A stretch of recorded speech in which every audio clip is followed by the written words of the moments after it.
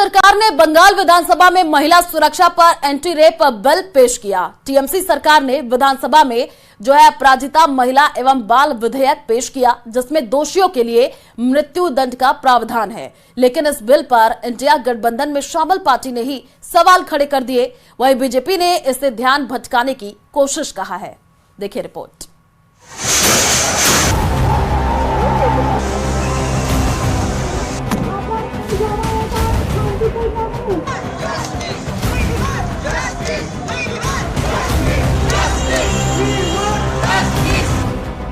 एक तरफ बंगाल की बेटी के इंसाफ के लिए घमासान है, तो दूसरी तरफ एंटी रेप बिल पर सियासी संग्राम छिड़ा है।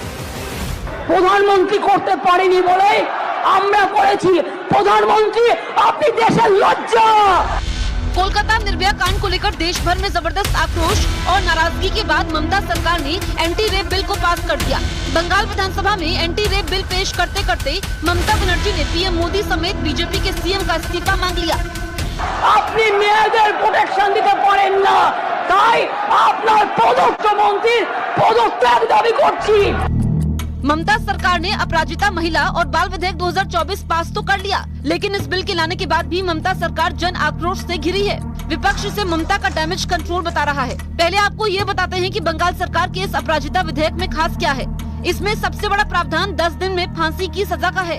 रेप पीड़ित की मौत होने या उसके कोमा में जाने पर दोषी को 10 दिन में फांसी की सजा होगी। नए बिल के मुताबिक पुलिस को रेप केस की जांच 21 दिन में पूरी करनी होगी। विशेष परिस्थितियों में इसे 15 दिन तक बढ़ाया जा सकता है। रेप गैंगरेप के दोषियों को पैरोल के बिना उम्र कैद की सजा होगी। रेप के मामलों में मदद करने वालों पर 5 साल तक की सजा का प्रावधान है। हर जिले में अपराजिता टास्क फोर्स बनाई जाएगी। रेप, एसिड अटैक और छेड़छाड़ जैसे मामलों में ये टास्क फोर्स एक्शन लेगी। रेप पीड़ित की पहचान उजागर करने वालों को 3 से 5 साल की सजा का प्रावधान है। যে মেন অ্যাকিউজড থেকে অ্যারেস্ট করবার জন্য এবং 164 জনের একটা সাইবার ক্রাইম টিম তৈরি করা হয়েছিল সমস্ত খতিয়ে দেখার জন্য। আমরা পুলিশকে বলেছিলাম ফাস্ট ট্র্যাক আদালতে গিয়ে ফাঁসির আবেদন জানাতে এবং সময়ও বেঁধে দিয়েছিলাম, কিন্তু মঙ্গলবার দিন সিবিআই হয়ে যায় কোর্টের অর্ডারে। ঠিক আছে, আমার কোনো তাতে প্রবলেম নেই, আমাদের কারোরই থাকার কথা নয়। আমরা এখন তাছাড়াও আমরা একটা নারী সুরক্ষা যেটা রাত্রি সাথী করেছি, যেখানে পরিষ্কার বলা হয়েছে যে মহিলারা যত কম সম্ভব 12 ঘন্টা ডিউটি করবে। যদি এমার্জেন্সি থাকে তার ডিউটি ডাক্তার বাড়াবে। তার কারণ মেয়েদের মনে রাখতে হবে কেন করেছে সেটা আমাদের ব্যাপার, আপনি কেন কথা বলছেন। ममता सरकार ने अपराजिता महिला एवं बाल विधेयक को क्रांतिकारी बताया, तो बीजेपी ने इसे ध्यान भटकाने वाला और बंगाल सरकार का नया ड्रामा बता दिया। असेंबली में इतिहास हो गया।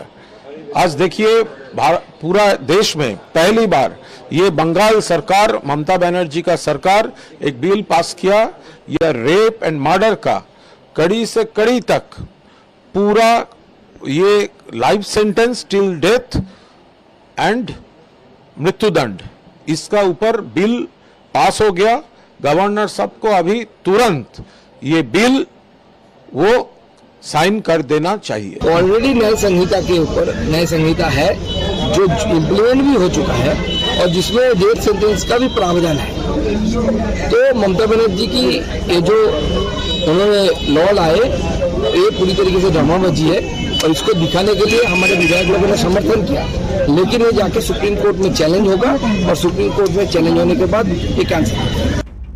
अब इसे राज्यपाल के पास भेजा जाएगा, उसके बाद ये राष्ट्रपति के पास जाएगा। दोनों जगह पास होने के बाद ये बिल कानून बन जाएगा। सवाल ये भी है कि क्या ममता बनर्जी का अपराजिता एंटी रेप बिल कानून बन पाएगा, क्योंकि ये पहली बार नहीं है जब कोई राज्य सरकार इस तरह का कानून लेकर आई हो। इससे पहले साल 2019 में आंध्र प्रदेश की सरकार दिशा विधेयक लेकर आई थी। साल 2020 में महाराष्ट्र सरकार शक्ति विधेयक लेकर आई थी। दोनों को राज्य विधानसभाओं में सर्वसम्मति से पारित किया गया था, लेकिन आज तक किसी को भी राष्ट्रपति की मंजूरी नहीं मिली है। दीदी ने दबाव में और आरजी कर कॉलेज में जो बीभत्स घटना हुई है बेटी के साथ, उससे ध्यान भटकाने के लिए अब ये कानून लेकर आई है। दीदी पहले क्यों नहीं लाई? पहले संवेदनशीलता क्यों नहीं दिखाई? और इस कानून के तहत मैं एक ही सवाल करना चाहता हूं, आरजी कर कॉलेज की घटना में जो अपराधी है उनको तो सजा मिले ही फांसी की, लेकिन क्या शेख शाहजहां जैसे लोग भी फांसी की सजा पाएंगे? ममता सरकार के लाए इस विधेयक में एक प्रावधान ये है कि रेप केस में कोर्ट की कार्यवाही को प्रिंट या पब्लिश करने से पहले सरकार की इजाजत लेनी होगी। इस पर विपक्ष ने सवाल किया कि क्या ममता सरकार रेप जैसे गंभीर मामलों में अपनी सरकार की लापरवाही पर पर्दा डालने के लिए ये विधेयक लेकर आई है। कानून को सख्त होना होगा, सजा होनी होगी, लेकिन ये भी नहीं कि 10 दिन के अंदर आप अपराधी को पकड़कर मृत्युदंड दे दें। इसमें बहुत सारे निर्दोष लोगों को लोग फंसा के भी उनको कटघरे में खड़ा कर सकते हैं। तो कानून को अपना समय भी देना बहुत जरूरी है। आनन फानन में इस तरह का कानून पारित करना भी सही नहीं है।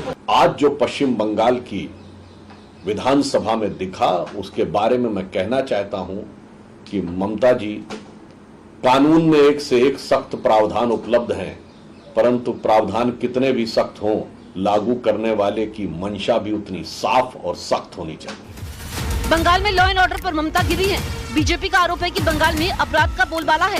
विपक्ष का कहना है कि इस कानून को लेकर भी ममता बनर्जी अपनी साख पर लगे दाग को मिटा नहीं पाएंगी। और जिस अपराजिता कानून पर बंगाल सरकार तेरा कानून मेरा कानून की राजनीति कर रही है, क्या कानून बनाने के बाद भी इंसाफ मिल पाएगा? और